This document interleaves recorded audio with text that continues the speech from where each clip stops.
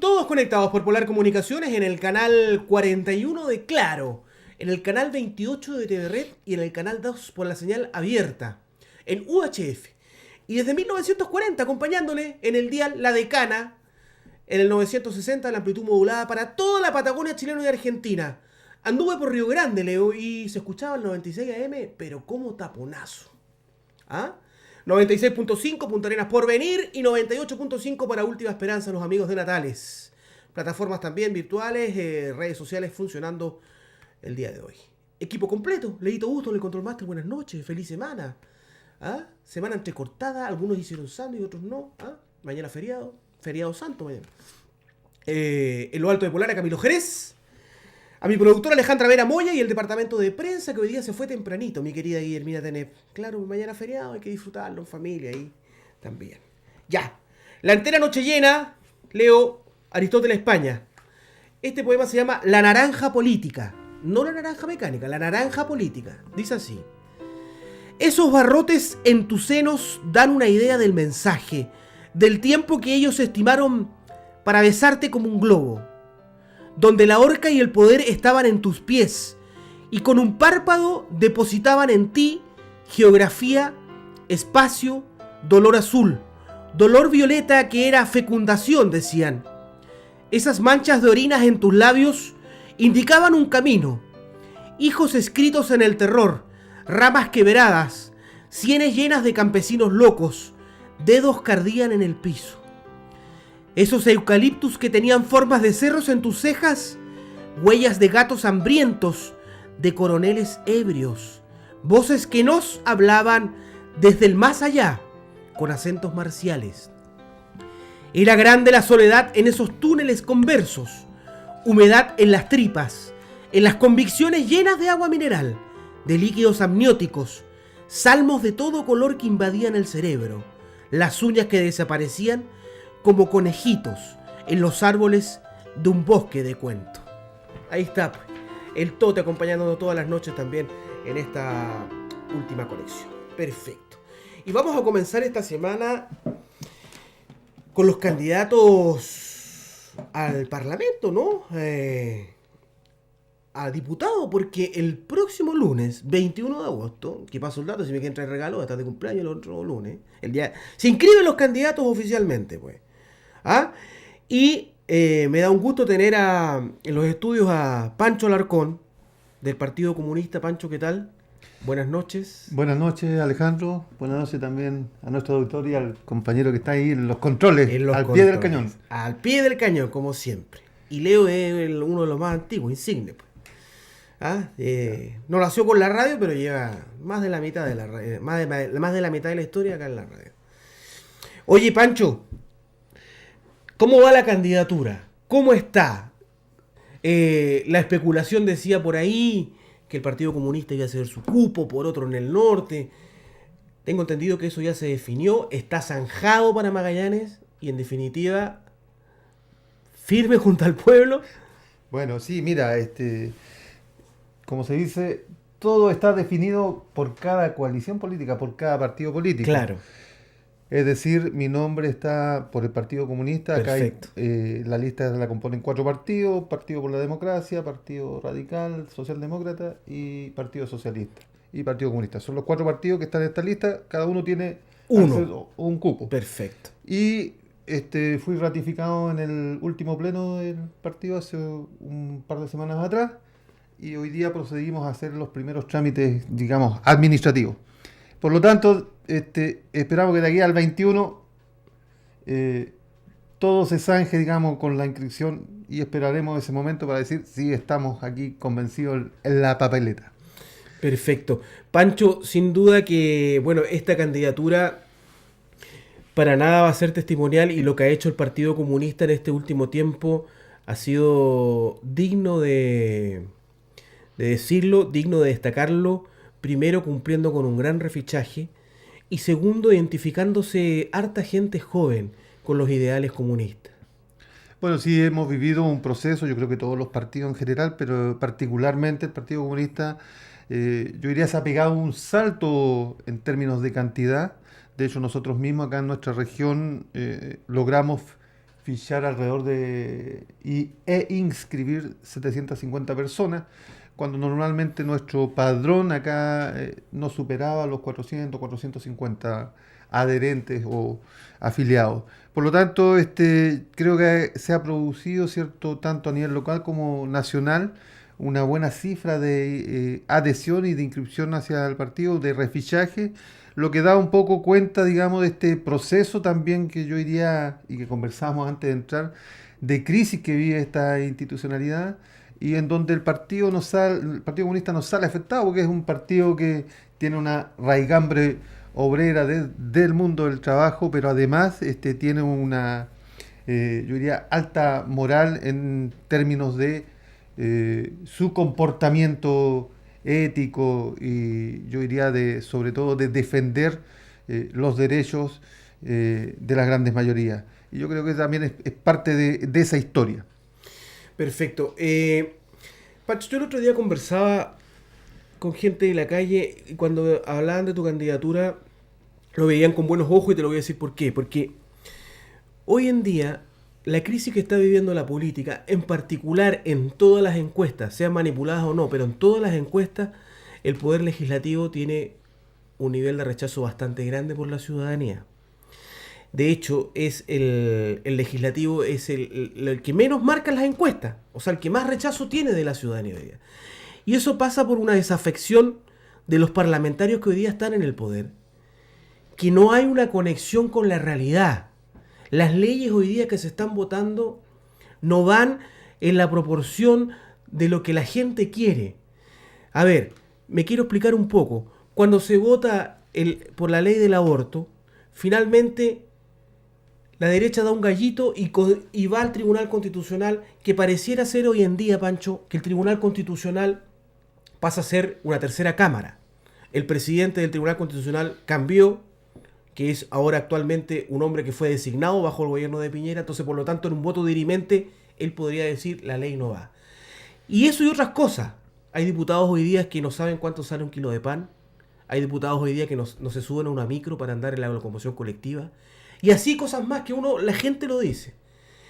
En ese sentido, tu candidatura va a marcar un antes y un después porque gente como tú, que viene del mundo obrero, se necesita que se impregne de esa realidad, que le haga sacudir un poco a la gente que hoy día tiene el poder en el Parlamento y decirle, señores, las cosas en el Chile actual son de otra forma, no como ustedes lo pintan.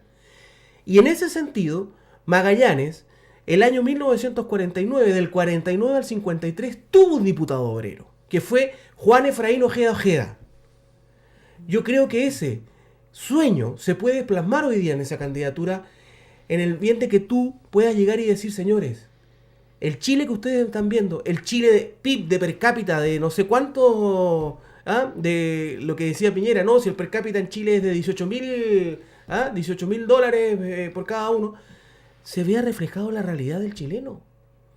Y eso tú lo palpitas hoy día a día, en tu labor como obrero de la construcción. Bueno, sí, es un gran recuerdo el que tú haces y también agradecido de tus palabras, porque también es yo diría, una gran tarea. Y una gran tarea sobre todo porque hemos sentido como durante tantos años este Parlamento no ha jugado el papel que espera la ciudadanía o que esperan las grandes mayorías. Y en ese sentido hemos sido testigos de cómo hoy día este proceso de reformas, incluso se ha terminado siendo, yo diría, reformitas, digamos, a las reformas que se plantearon o a estos grandes temas de transformación en este gobierno, que tienen que pasar hoy por hoy el sedazo, además, no solamente del Senado, de la Cámara de Diputados, sino también tienen que pasar el sedazo, ¿cierto?, del Tribunal Constitucional. Y eso, obviamente, es un atentado a esta democracia que hoy tenemos. Yo quisiera comentar, porque creo que es importante, hoy por hoy se ha presentado un proyecto para modificar o para instalar un 5% adicional sobre el tema de previsional. El pueblo ha pedido no más AFP, no más administradoras de fondos de pensiones. Y aquí saco a relucir algunos datos entregados por Senda, Centro de Estudios Nacional Alternativos sobre Economía, que dirige Manuel Riesco, destacado y connotado economista. Y mira, las AFP perciben mensualmente alrededor de 521 mil millones de pesos. Y el Estado les aporta 85 mil millones de pesos entre bonos de reconocimiento y además este subsidio, cierto, entre comillas, para aquellas trabajadoras y trabajadores que han dejado de percibir pensiones porque como tenían tan poco acumulado, perdieron se les terminaron los fondos y el Estado aporta eso. Y las AFP solamente utilizan 251 mil millones de pesos en pagos de cotizaciones y los otros 352 mil topón para adentro. O sea, dime tú si eso no es un robo. Y a reglón seguido, a los trabajadores se les descuenta el 13% por previsión hasta aquellas remuneraciones que llegan a los 2 millones de pesos. Pero superados los 2 millones de pesos, ¿tú sabes cuánto cotiza un trabajador o un gerente de empresa o un parlamentario? No, no sé. El 1%. ¿Por qué la ley no es pareja? O sea, está al revés la cosa. Claro, o sea, quienes ganan más se les descuenta menos y quienes ganan menos se les descuenta más. Y en aquí ese sentido, ¿qué te pareció el proyecto de ley presentado por la presidenta Bachelet? yo creo que es un proyecto que va a ser también pasado por este sedazo. Creo que no reúne las características que nosotros esperábamos, porque en definitiva, y lo hablo desde el punto de vista del mundo del trabajo, que esperaba, ¿cierto?, un proceso más profundo o de mayor debate. Aquí esto va a ser pasado por el sedazo, como decimos, del Parlamento, sobre todo en el Senado va a ser sesgado y además sigue aportando un 3% a la capitalización individual, lo que no es el objetivo que nosotros hemos planteado, digamos. Nosotros creemos que aquí se debe avanzar en terminar con el sistema previsional privado que ha sido leonino y ha castigado, ¿cierto?, a los jubilados y pensionados de hoy día con miserables pensiones, y tenemos que avanzar en la creación y generación de un sistema previsional desde el Estado. Y eso es, yo creo que esa es la lucha que seguimos de seguir dando, porque no podemos quedarnos, digamos, empantanados en esta propuesta que hace hoy día el gobierno, y como te digo, que va a ser cortada y sesgada en el Parlamento. Aquí tiene que seguir habiendo una coordinación de las y los trabajadores, participar activamente en este movimiento contra las AFP, porque es un tema de fondo. Es un tema de fondo. Aquí a los trabajadores se les roban el salario y más encima se les roban cuando jubilan. Así que por lo tanto, creo que este proyecto de ley que se ha presentado no reúne las mínimas condiciones para decir estamos de acuerdo con esto, porque no se ha tomado en cuenta no solamente estas grandes movilizaciones, sino la propuesta que ha emergido no solamente de la coordinadora No Más AFP, pero también de las organizaciones sindicales como la Central Unitaria de Trabajadores. Pancho, tú que vienes del mundo obrero y que vives una realidad día a día ahí con los trabajadores, sin duda que muchos se alegran por las cifras en Magallanes, que claro que somos la cifra de menor desempleo en Chile, y muchos se jactan, ¿no?, y celebran. Pero lógicamente, si tú lo ves, somos el 1% de la población nacional. En todas las encuestas siempre vamos a ser lo menor. Ahora, ¿qué calidad de empleo es la que está entregando hoy día en Magallanes? Y eso te lo pregunto porque tú has sido un ferviente luchador de, por ejemplo, el ex 889, de que esa retribución que hoy día se le hace al empleador no se le traspasa en la liquidación de sueldo al trabajador. O sea, el empleador se queda con ese porcentaje que hoy día se lo entrega el Estado. Mira, nosotros hemos aprendido y también contribuido a través de los distintos debates y discusiones que hemos generado con las organizaciones de trabajadores, que aquí el empresario, y sobre todo el gran empresario en nuestra región, no solamente recibe la bonificación a la mano de obra, sino que hay 7 instrumentos legales que le permiten, ¿cierto?, pagar menos impuestos, estar liberado de impuestos, la ley Zona Franca, ley Navarino, el DFL 15, la ley Austral, etcétera. Y todo eso se ha transformado en un verdadero derecho a zona para el empresario. O sea, el empresario anualmente en nuestra región percibe 126 mil millones de pesos. Es decir, casi 3 fondos nacionales de desarrollo regional que tiene la región o el gobierno regional para trabajar. Ellos perciben, esta gran empresa, esa cantidad de dinero. Y eso no se traslada o no se significa que tengamos mejores trabajos, mejor calidad de trabajo o trabajo estable, permanente, ¿cierto? Y eso también ocurre porque no solamente hay problemas con la fiscalización, sino también con las exigencias que debieran hacer, ¿cierto?, a través de estos procesos licitatorios, ¿cierto?, para la construcción de diferentes tipos de obra, porque la inversión pública aquí apunta sobre todo al tema de infraestructura, pero eso no ha significado ni tiene un impacto, digamos, para que los trabajadores mejoren sus condiciones de trabajo. Mira, la construcción hoy día, por mencionar algún tema, Salfa está hasta subcontratando estas obras y esta gran inversión que ha habido. Aquí estamos terminando este año con la construcción de casi 3.000 viviendas. Se ha mejorado la calidad de las viviendas, pero ¿cuánto se le está pagando a un trabajador de la construcción? No supera los 450.000 pesos. Y ojo, es el sueldo mínimo y el trato. O sea, se hace un trato, pero del trato se le está sacando el sueldo mínimo. Por lo tanto, esos son temas que hay que enfrentar y abordar. Yo diría que ha faltado capacidad y yo diría osadía de parte del gobierno regional, porque aquí no solamente vamos a hablar de ese dinero, sino también de los recursos que a través del plan de zonas extremas se ha entregado, ¿cierto?, a esta región. Estamos hablando de 388.000 millones de pesos en 3 años. Claro, y hay cifras, pero absolutamente extravitantes, Pancho. O sea, el kilómetro de pavimento hoy día en Tierra del Fuego está saliendo 1.000 millones de pesos. Así es, 1.000 millones de pesos. O los puentes que se construyeron acá para atravesar 25 o 30 metros sobre 1.500, 1.800 millones de pesos. Y eso significa que aquí hay un monopolio. Cuando aquí estos que pregonan y hablan de la libertad de mercado, pero aquí lo que hay son monopolios, verdaderos monopolios que son los que instalan, no solamente perciben estos recursos del Estado, de leyes de excepción y este trabajo, sino que imponen sus precios. Billy si es dueño de todas las canteras acá en Magallanes. Por lo tanto, quien venga a construir acá y necesita árido, ¿a quién le tiene que comprar? Y al precio que coloquen esas empresas. Y esas empresas no tienen un buen trato y no tienen no tienen estabilidad laboral con los trabajadores. Y esas son y temas muchas de veces fondo. impiden la sindicalización, hay que Por decirlo. supuesto, ¿no? Ha sido muy complicado volver a tener organización de los trabajadores, sobre todo en la construcción. Estamos hablando de más de 8.000 trabajadores.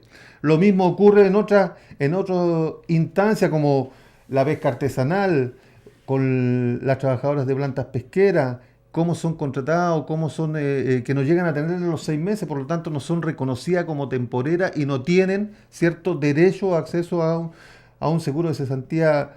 Bueno, no hay ningún compromiso de estas empresas pesqueras, de estas plantas pesqueras, por ejemplo, para decirles, les pago un mes más al terminar la temporada, para que logren por lo menos ser reconocidas como temporeras. Claro, y sin duda que Magallanes ha marcado el bastión del sindicalismo en Chile. Y te lo digo esto, Pancho, porque a mí de repente me da lata que se sepa tan poco de la historia regional.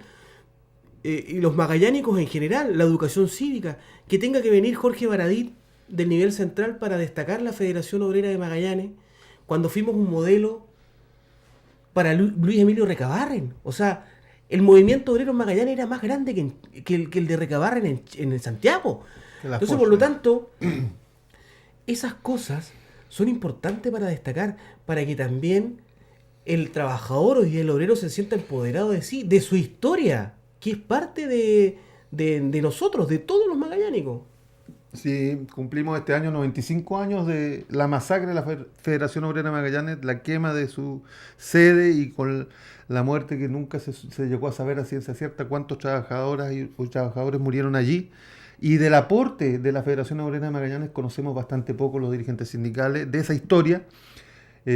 Reconocer también que ellos lograron representar organizadamente al 60% de la población que había en nuestra región en aquella época. Estábamos hablando de sobre 6.000 trabajadores.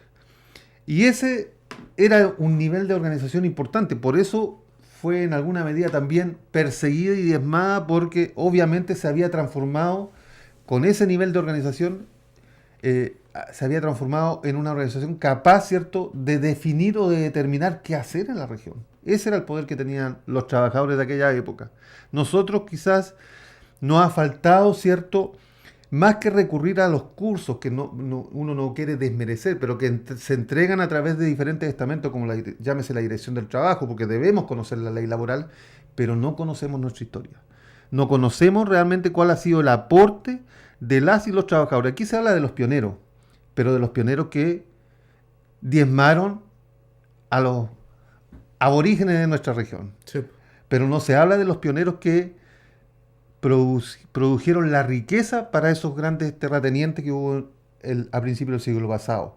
Por lo tanto, yo diría que eso es estar un poco al debe respecto de esa historia, porque si nosotros miramos esa historia, podemos decir que incluso ellos lograron tener las 8 horas de trabajo. Ellos lograron en esa época, por convenio colectivo. Y nosotros aquí hoy día, ¿cuántas horas trabaja un obrero, un trabajador, un empleado?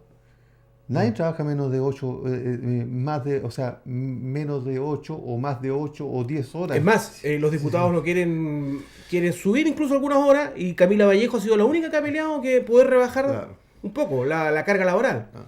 A eso se suma también que ¿cuántos años trabaja un trabajador? Estamos viendo que hoy día la gente no solamente jubila en precariedad o en malas condiciones, sino que además tiene que seguir trabajando. Y lo vemos acá a través de estos planes de absorción de cesantía, lo vemos con los trabajadores de áreas verdes, lo vemos en los supermercados con las trabajadoras que están empaquetadoras, que no tienen ningún reconocimiento. No hay ni un júbilo. Por lo tanto, hemos encontrado a personas de 80, 84 años trabajando. ¿Por qué? Porque las pensiones y las jubilaciones nos dan, y además la precariedad laboral que existe en nuestro país es para todos. Y es tanto para el obrero como para el empleado. Y ahí no tenemos que confundirnos. Yo creo que una gran tarea hoy por hoy es precisamente seguir fortaleciendo y crecer en el terreno sindical. Yo creo que ese es uno de los grandes compromisos. ¿Y cómo se hace eso? Bueno, discutiendo, debatiendo sobre estos temas, pero además también darle continuidad a los movimientos. No puede ser que nosotros de repente nos articulamos para hechos puntuales, pero no le damos continuidad o no le damos más vida a esos movimientos.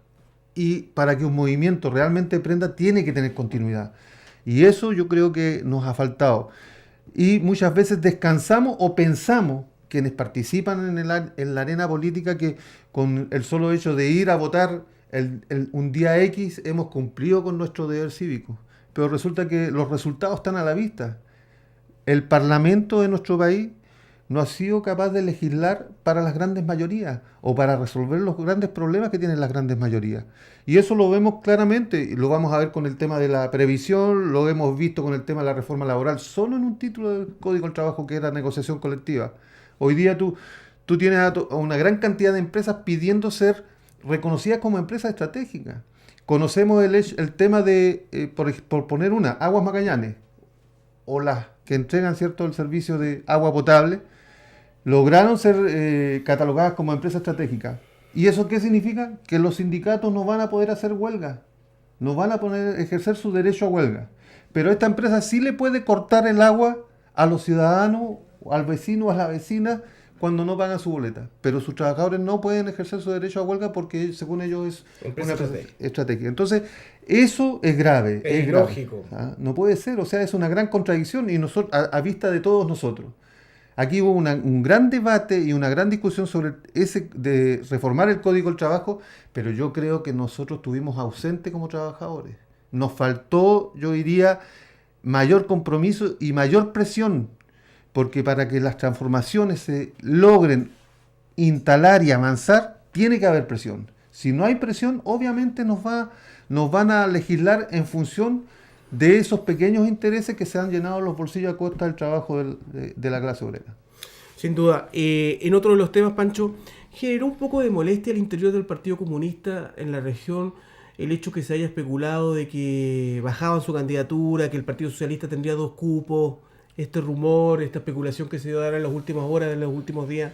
Bueno, la verdad es que yo diría que esto es propio de un proceso de selección de candidaturas. Pero aquí hay un acuerdo nacional, y que es que cada partido que compone, en este caso esta lista, va a tener un representante, o es más, cada partido pone a disposición los nombres que quieran. Y en ese sentido nosotros no tenemos nada que decir. Yo creo que aquí lo que tenemos que hacer, el mayor esfuerzo, lo más importante, poner en el centro del debate, es qué queremos hacer y para qué queremos estar en el Parlamento. Pero además, estos acuerdos no se van a zanjar aquí en nuestra región. ¿Sí? Los acuerdos de los partidos son nacionales y se van a zanjar en Santiago de aquí al 21 de agosto. Nosotros, mientras tanto, queremos por lo menos instalar en el debate público los temas que consideramos que tienen que estar. Y entre ellos, obviamente que lo principal es el mundo del trabajo y también de los jubilados y pensionados, que son los que hoy día están pagando, ¿cierto?, este costo de tener que seguir trabajando prácticamente hasta morir porque no dan las cifras. Y sobre todo cuando conocemos estos datos, ¿cierto?, de enormes cifras de dinero que uno ni se imagina cuánto es y cómo, ¿cierto?, se ha esquilmado a través de los años a los trabajadores y las trabajadoras. Hay un par de temas, yo diría, que creemos que también son importantes. Es el tema de cómo se ha instalado también un monopolio aquí de los vuelos, ¿cierto?, de las aerolíneas, porque es grave y nadie aquí le ha puesto el cascabel al gato, como se dice, al cascabel, porque vemos cómo estas empresas te imponen tarifas o crearon estas famosas tarifas, ¿cierto?, bajas, y resulta de que te hacen viajar de noche, te dicen prácticamente que puedes llevar un solo bolsito, Claro. te meten en un avión que apenas Ahora te venden hasta la comida. casi Claro. una lata de sardina, y nadie dice nada.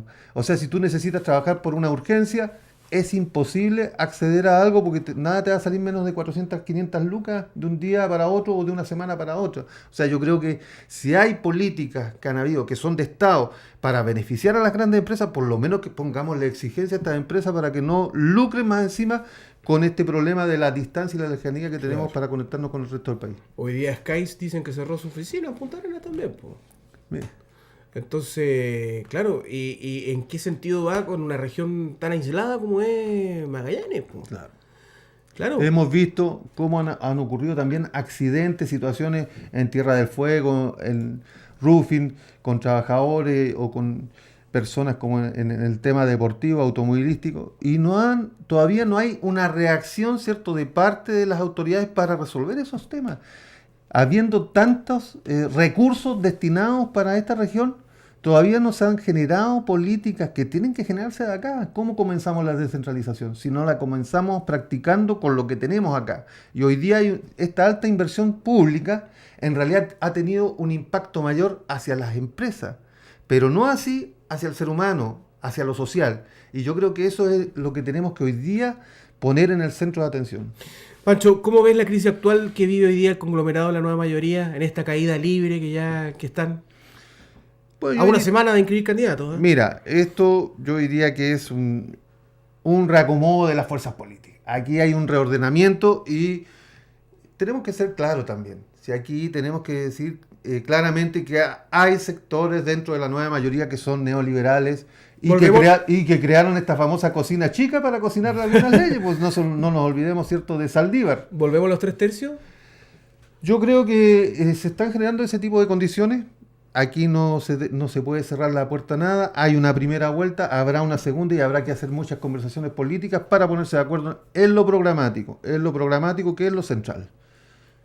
Yo creo que no se puede seguir construyendo gobiernos para no preocuparse de los temas de fondo y centrales. Aquí lo programático tiene que ser lo que atraviese y lo que la ciudadanía y nuestro pueblo está demandando. Y está demandando, ¿cierto?, que se generen políticas públicas serias, responsables, y que se termine con este tema del cohecho, de la corruptela, etcétera, etcétera. Sin duda. Y que desde Magallanes vas a tener mucho que decir si es que llegas al Parlamento, Pancho. Muchas gracias por esta entrevista, por este espacio. Y bueno, a seguir trabajando. Muchas gracias también a ti, a los auditores, a quienes nos han escuchado, y esperamos, ¿cierto?, ser o hacer una gran labor en este proceso de campaña de aquí al 21 y después de aquí a noviembre. Porque de aquí al 21 van a ser horas cruciales. Así Vas es. a dormir poco.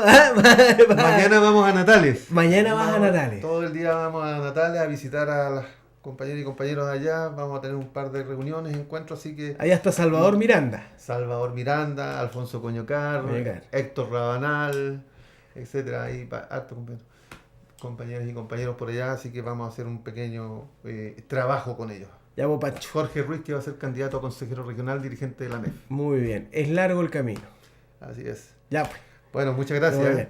Buenas Listo, noches. Gusto. Vamos al corte y ya volvemos. El segundo bloque, última canción. Seguimos con política. Va a estar el presidente del Consejo Regional, Miguel Sierpe. 2 minutos y medio. Ya estamos.